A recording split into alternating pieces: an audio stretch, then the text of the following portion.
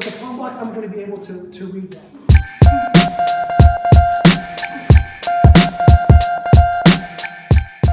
This is going to be when you punch and the opponent does a palm block, and how to read that and how to get your punch straight through. This is borrowed from Wing Chun, JKD, and Filipino Martial Arts. We all kind of do it. So it's going to look like this. So if when you punch, the opposing side is going to just do a regular palm block.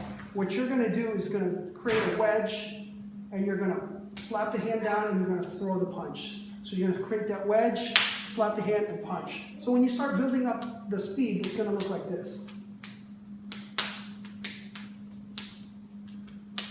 So it's kind of like our checking block drill where somebody punches and we're doing this. We're already doing half of what this movement is. So if I'm doing it to Alvin, and he's going to wedge and slap, and then I'm going to palm block, palm block.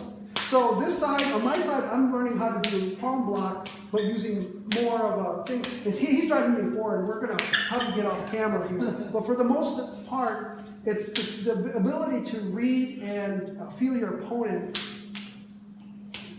and just driving straight through, okay?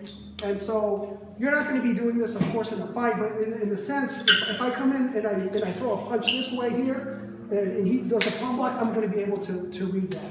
So here and up here, okay?